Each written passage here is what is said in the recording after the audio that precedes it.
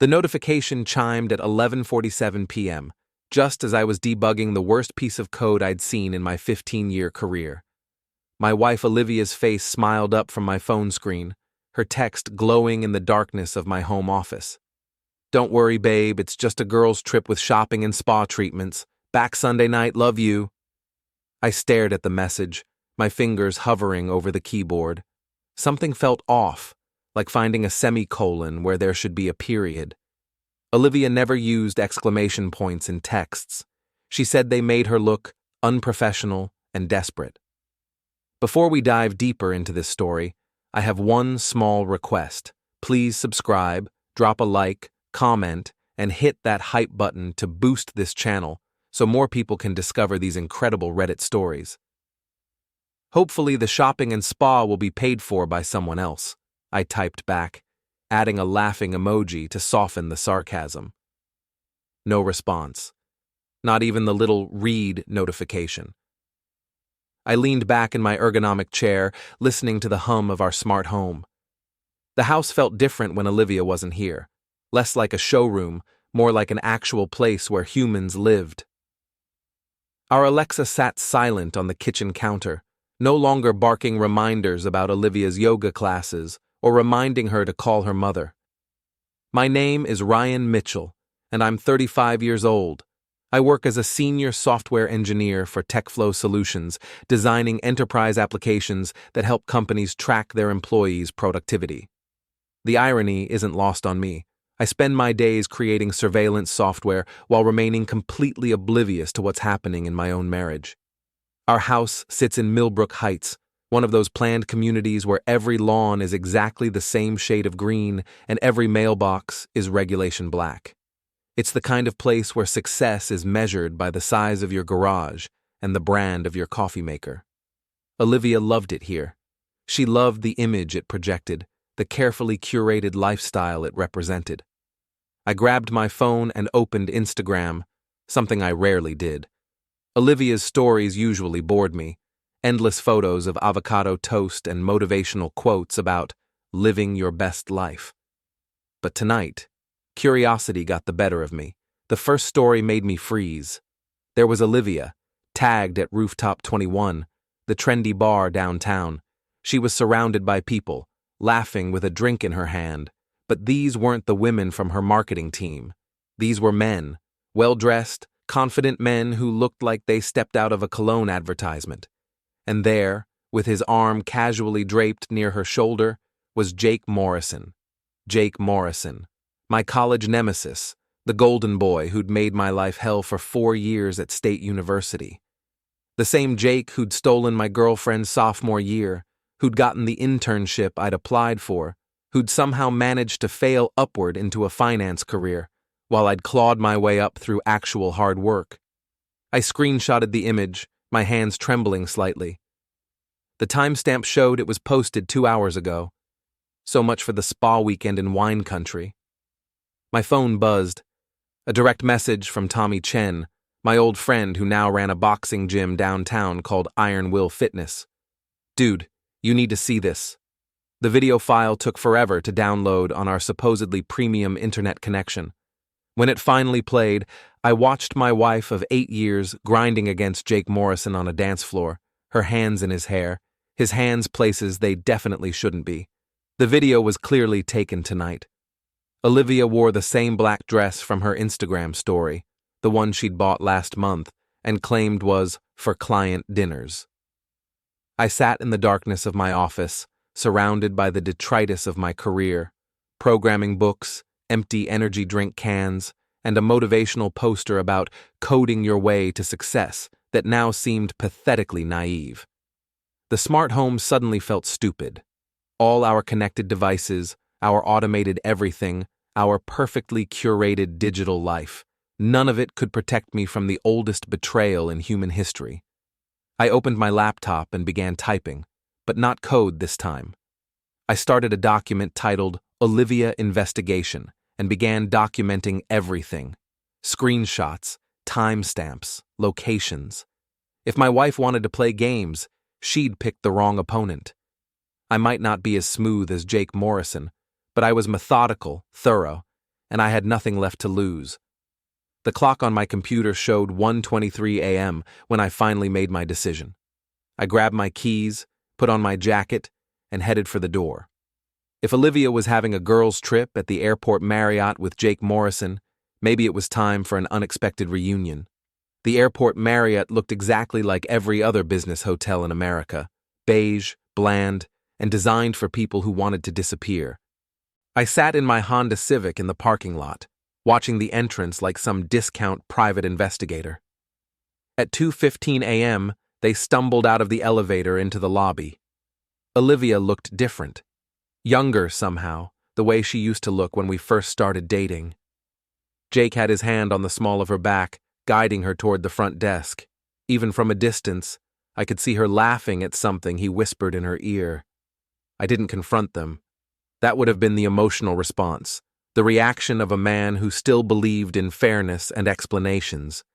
Instead, I waited until they disappeared back into the elevator, then I got to work.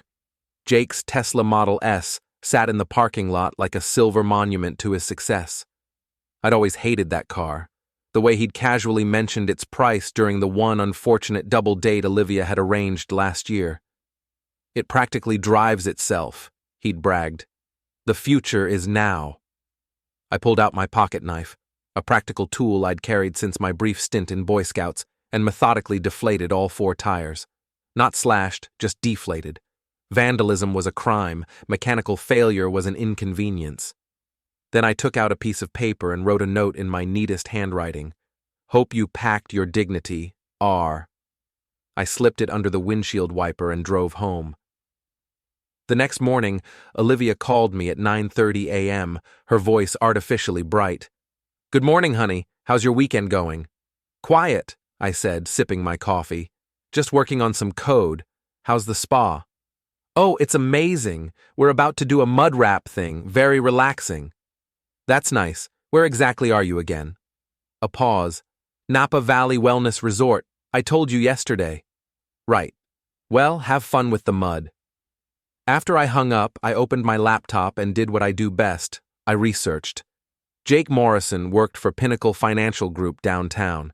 He made decent money, drove an expensive car, and according to his LinkedIn profile, was passionate about disrupting traditional investment paradigms. What a tool.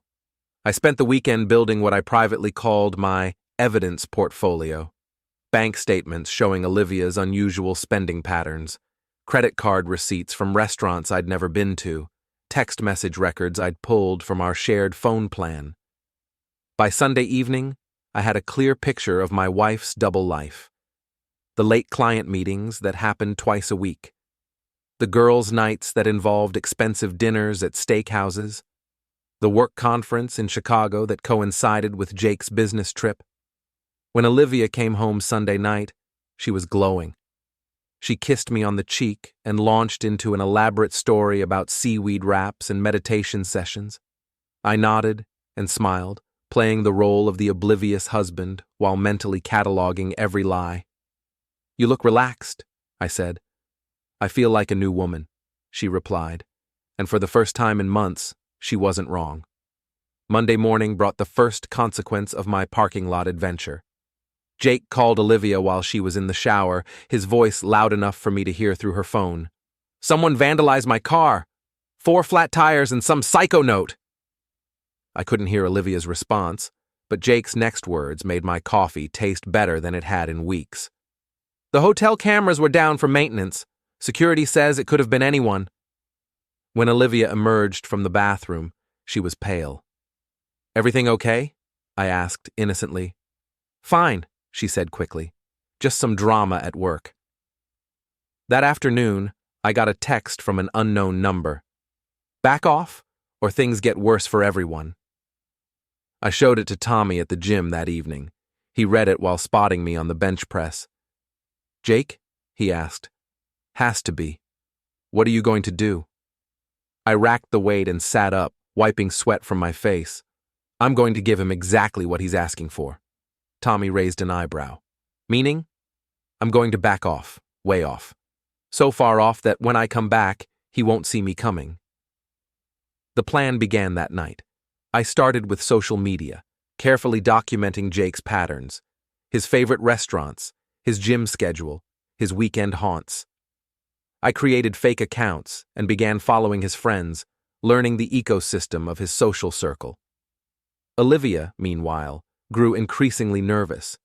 She jumped when her phone rang, checked her messages constantly, and started working late more often. The irony was delicious. Her affair was making her more distant from me than ever, but her guilt was making her more transparent. On Thursday evening, she announced she had another work event on Friday night. "Client dinner," she said, not meeting my eyes. "Could be late." "No problem," I replied. "I'll probably just stay home and work on some code." But I had other plans.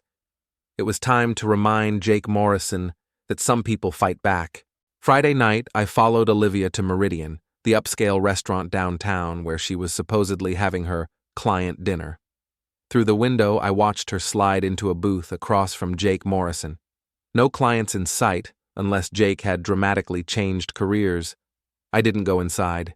Instead, I drove to Jake's apartment complex in the trendy part of downtown. His Tesla, now sporting 4 new tires, sat in his designated parking spot like a silver target. This time, I got creative. I'd spent the week researching Jake's social media presence, and I'd discovered something interesting. He was obsessive about his car's appearance. Every Instagram post featured the Tesla prominently, always perfectly clean, always gleaming. I'd also learned that Jake had a weakness for showing off. His stories were filled with videos of the car's acceleration, its autopilot features, its supposedly superior sound system. So I gave him something worth posting about. I covered the Tesla in biodegradable glitter, the kind used for gender reveal parties, pink and blue sparkles that would stick to every surface but wash off eventually. Then I placed a dozen printed photos under the windshield wipers, screenshots of Jake's dating app profiles, which I'd found using a fake account. The profiles painted an interesting picture. Jake wasn't just cheating with my wife, he was cheating on my wife. Multiple dating apps, multiple women, all while playing the devoted boyfriend to Olivia. I left another note. Thought Olivia might want to see these. R. Then I went home and waited. The explosion came at 11:30 p.m. Jake's call to Olivia woke me from my fake sleep. Even through the bedroom door, I could hear his rage. "This psycho is stalking us. He knows where I live." Olivia's response was quieter, but her panic was obvious. She paced the living room for 20 minutes, whispering into her phone. Saturday morning, she confronted me directly for the first time. "Ryan, we need to talk." I looked up from my laptop, where I'd been genuinely working on a coding project. "Sure. What's up? Have you been following me?" "Following you? When would I have time to follow you? I've been working 60-hour weeks on the Morrison account." The irony of the account name wasn't lost on me. Someone's been harassing Jake. "Jake Morrison? Your old friend from college?" She nodded, studying my face for any sign of deception. "That's weird," I said. "What kind of harassment?" "Vandalism, threatening notes." "Did he call the police?" No, he doesn't want to make it official." Of course he didn't. Jake couldn't report harassment without explaining why someone might want to harass him, which would require admitting he was sleeping with a married woman. "Maybe it's someone from work," I suggested. "Didn't you say he works in finance? Those guys make enemies." Olivia relaxed slightly. "Yeah, maybe." That afternoon, while Olivia was at her yoga class, I received a visitor. Jake Morrison stood on my doorstep, trying to look intimidating in his designer workout clothes. "We need to talk," he said. "Do we?" I replied, not inviting him in. "I know it's you. The car, the photos, the notes. I have no idea what you're talking about. Stay away from me and stay away from Olivia." I laughed. Actually, laughed. "Stay away from Olivia? She's my wife, Jake. You're the one who should be staying away from her." His face flushed red. "She's not happy with you. She hasn't been happy for years. And you're making her happy? Happier than you ever could. I stepped closer, close enough to see the uncertainty in his eyes despite his aggressive posture. Here's the thing, Jake. You always thought you were smarter than me. College, career, women. You always assumed you'd win because you had better hair and a trust fund. But you made one crucial mistake. What's that? You picked a fight with someone who has nothing left to lose. He stepped back. Is that a threat? It's a promise. You want Olivia? You can have her. But you're going to pay for her, and the price is going to be everything you think makes you special. Jake left without another word, but I could see the fear in his posture as he walked back to his gleaming Tesla. That evening, Olivia announced she was going out with her friend Cassie from work. Girls' night, she said. We haven't hung out in forever. Have fun, I replied. But I was already planning my next move, because I'd done some research on Cassie Williams too, and what I'd discovered was going to change everything. Cassie Williams had worked at Olivia's marketing firm for 3 years. On the surface, she seemed like the perfect friend, supportive, fun-loving, always ready for a girls' night out. But I'd learned something interesting about Cassie during my research. She used to work for TechFlow Solutions, my company. More specifically, she'd worked in my department for 6 months before being terminated for performance issues. I'd been the one who'd recommended her firing after discovering she'd been stealing client information and selling it to competitors. Cassie had blamed me for ruining her career. She'd sent angry emails, made threats about lawsuits, even showed up at the office once demanding to speak to my manager. HR had eventually issued a restraining order. That was 2 years ago. Right around the time Olivia started working late and having mysterious client meetings. I spent Saturday night piecing together the timeline, and the picture that emerged made me freeze. Cassie hadn't just happened to become friends with my wife. She'd targeted Olivia deliberately, cultivating their friendship as part of an elaborate revenge plot. The girls' trips, the late-night conversations, the gradual erosion of my marriage, it all traced back to Cassie's influence. She'd been poisoning Olivia against me for months, feeding her complaints and dissatisfaction, encouraging her to seek happiness elsewhere. And Jake Morrison was just the weapon she'd chosen to destroy my marriage. Sunday morning, I called Tommy and asked him to meet me at the gym. I need a favor, I said as we warmed up on the heavy bags. What kind of favor? The kind that requires your particular skill set. Tommy had been a police detective before opening the gym. He still had contacts in law enforcement, private investigation, and what he diplomatically called information acquisition. How illegal are we talking? He asked. Completely legal. I just need surveillance. I explained about Cassie, about the pattern I'd discovered, about my suspicion that this went deeper than a simple affair. You think she's been orchestrating the whole thing? I think she's been playing chess while I've been playing checkers. Tommy nodded slowly. What do you need me to do? Follow her. Document everything. I need to know her patterns, her contacts, her methods. And then? Then I'm going to return the favor she's been doing for me all these months. That afternoon, Olivia came home from her girls' day with Cassie looking troubled. She was quiet during dinner, picking at her food and avoiding eye contact.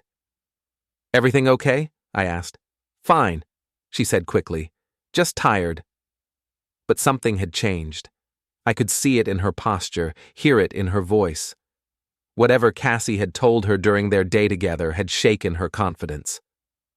Monday evening, Tommy called with his first report. Your instincts were right, he said. This Cassie woman is definitely running some kind of operation.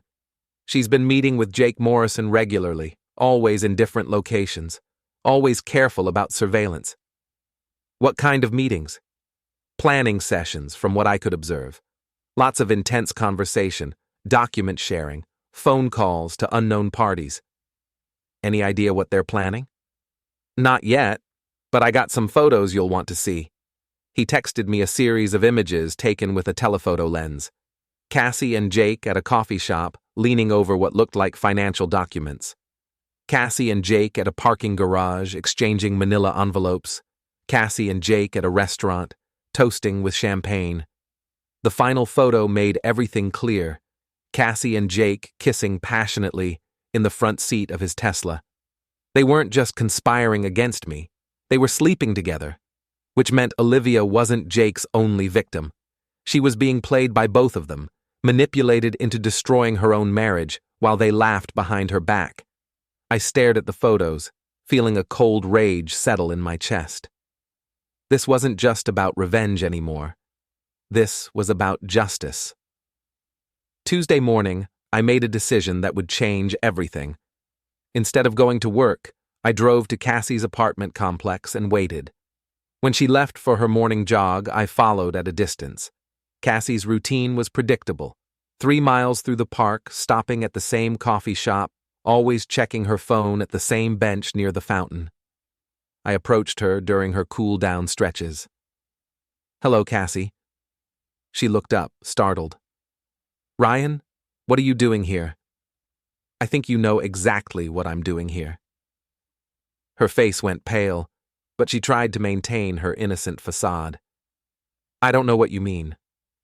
"Tech flow solutions, performance issues, terminated for cause. Ring any bells?" Now she was genuinely scared. "That was years ago. 2 years, 3 months, and 16 days ago. But who's counting?" I sat down on the bench next to her, close enough to see the fear in her eyes. "Here's what's going to happen, Cassie. You're going to tell Olivia the truth about your little revenge plot. You're going to explain how you've been manipulating her, using her to get back at me." "I don't know what you're talking about." I pulled out my phone and showed her Tommy's photos. "Jake's a good kisser, isn't he?" Her face crumpled. "You don't understand. You ruined my life. I cost you a job. You're trying to destroy my marriage. There's a difference. You have everything. The house, the career, the perfect wife.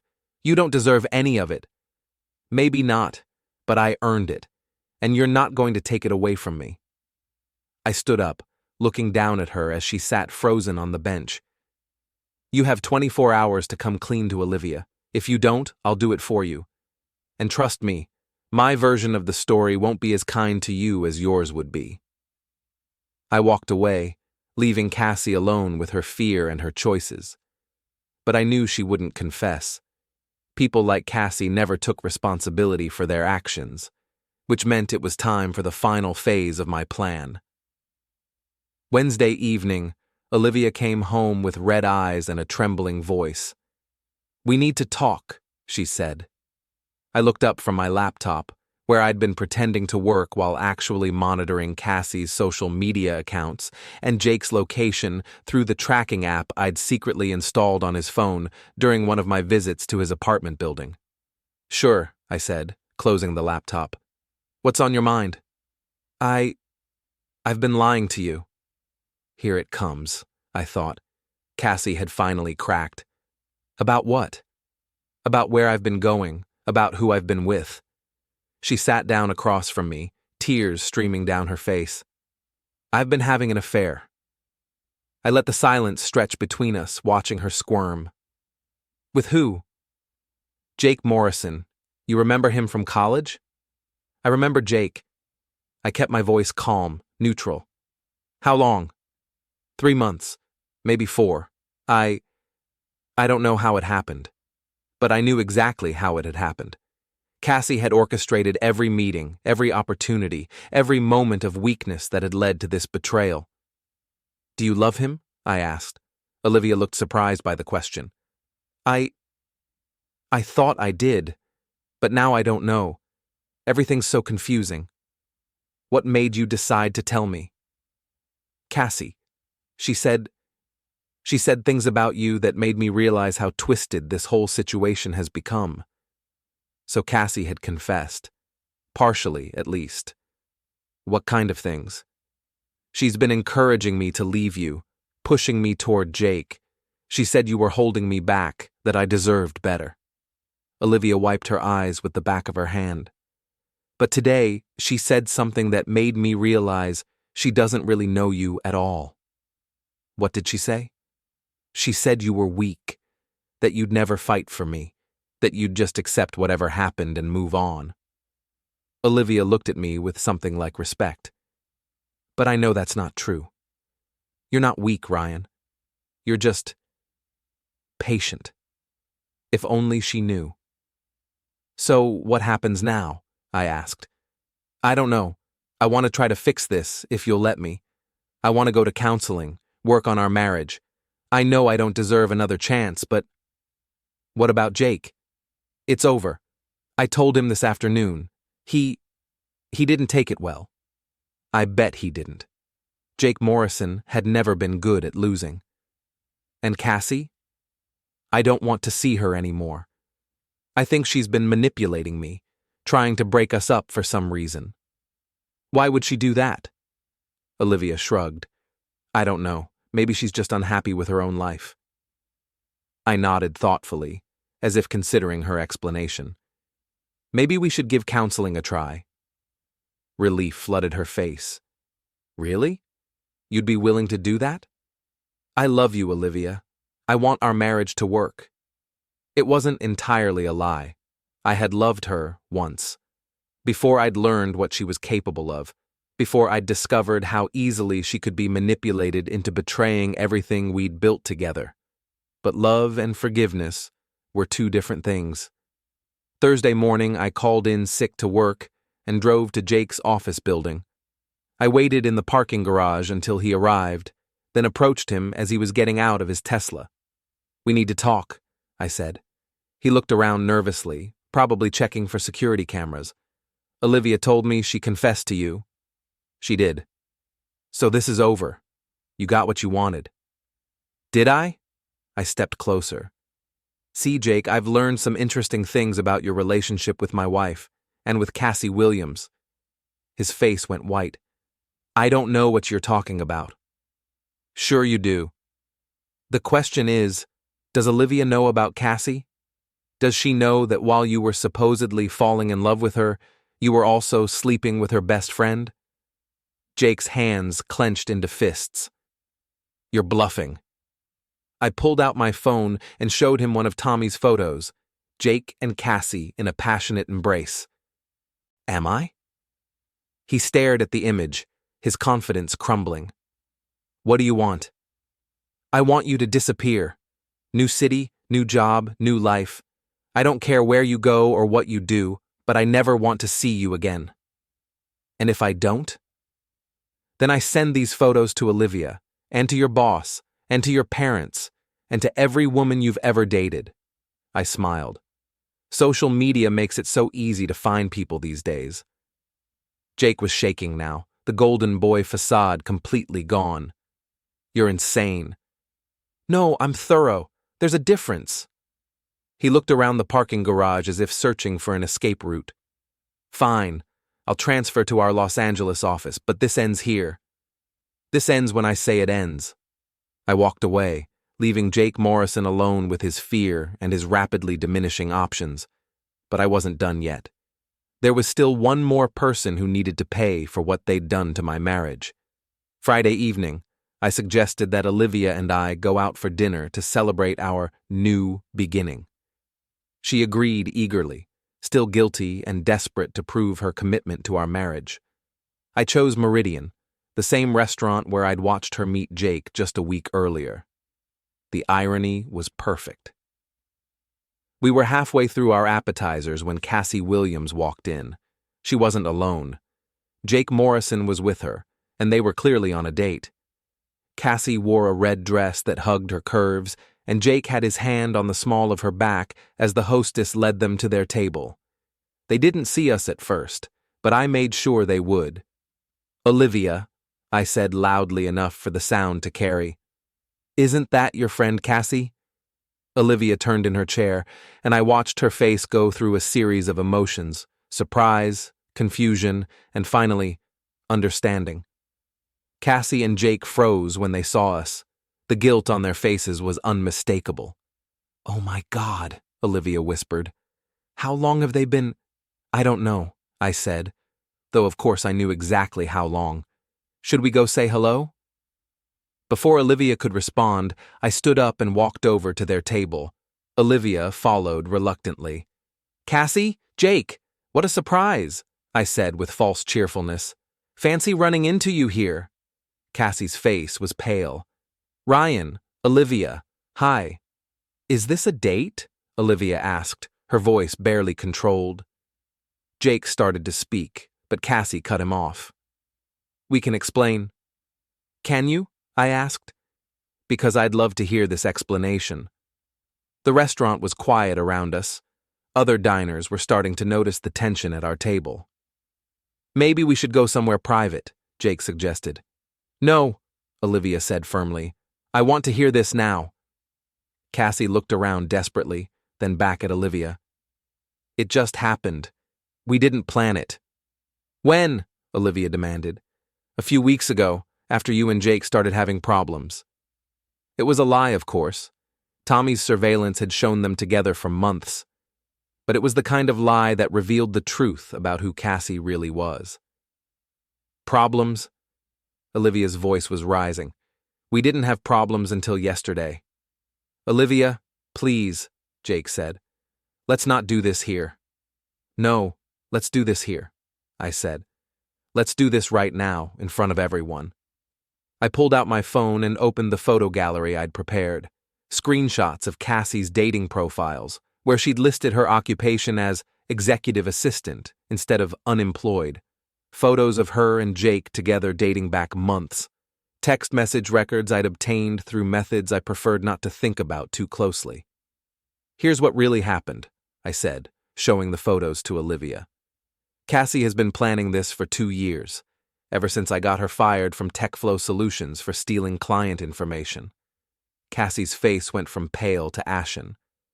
That's not true. Isn't it?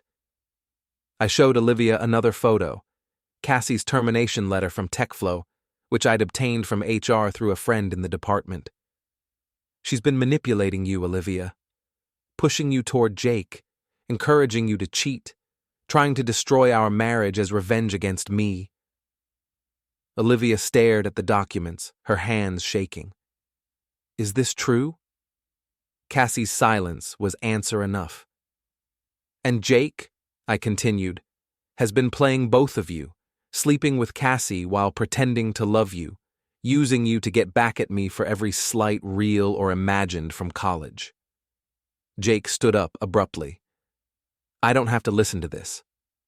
Yes, you do, I said calmly. Because if you leave now, I'll make sure everyone in this restaurant knows exactly what kind of man you are. He sat back down. Here's what's going to happen, I said, addressing both of them. Jake, you're going to transfer to another city, just like we discussed. And Cassie, you're going to find a new career, preferably in a different state. You can't make us do anything, Cassie said, but her voice lacked conviction. Can't I? I smiled. Jake, how would your boss at Pinnacle Financial react to knowing you've been using company resources to stalk and harass a married woman? And Cassie, how would potential employers react to knowing you were terminated for theft and have spent the last 2 years orchestrating an elaborate revenge scheme? They both stared at me, finally understanding that they'd underestimated their opponent. I have documentation of everything, I continued. Photos, videos, financial records, communication logs. One phone call from me, and both of your careers are over. Olivia was crying now, but they weren't tears of sadness. They were tears of rage. How could you do this to me? She asked Cassie. I trusted you. You had everything, Cassie said, her mask finally slipping completely. The perfect husband, the perfect house, the perfect life. You didn't deserve any of it. So you decided to take it away from her? I asked. I decided to show her what she really had, a boring, controlling husband who would never make her happy. And yet, I said, here we are, still married, still together, while you're sitting here with a man who's been lying to both of you. I turned to Jake. Did you tell Cassie about the other women? The dating apps? The weekend trips to Vegas? Jake's face went red. Shut up. Or what? You'll threaten me again? We both know how that worked out last time. I looked around the restaurant, at the other diners who were pretending not to watch our drama unfold. You know what the funny thing is? I said. You both thought you were so smart, so clever. But you made one crucial mistake. What's that? Cassie asked. You assumed I was the same person I was in college. The pushover who would just accept whatever happened to him. I leaned forward. But people change, and sometimes they change into something you really don't want to mess with. I stood up and helped Olivia to her feet. We're leaving now, and I suggest you both do the same, separately. As we walked toward the exit, I heard Jake and Cassie start arguing in harsh whispers. Their alliance was already crumbling, just as I'd known it would. Outside the restaurant, Olivia turned to me with a mixture of admiration and fear. How long have you known? She asked. About the affair? Since the first weekend? About Cassie's involvement? About a week. And you let me confess anyway? I wanted to see if you'd tell the truth when it mattered. She was quiet for a long moment. What happens now? Now we go home. We try to rebuild our marriage, and we never speak of this again. Just like that? Just like that. But as we drove home through the quiet streets of our perfect suburb, I knew it would never be just like that. The trust was gone, probably forever. The marriage might survive, but it would be a different kind of marriage, one built on fear and mutual assured destruction rather than love. And maybe that was exactly what we both deserved.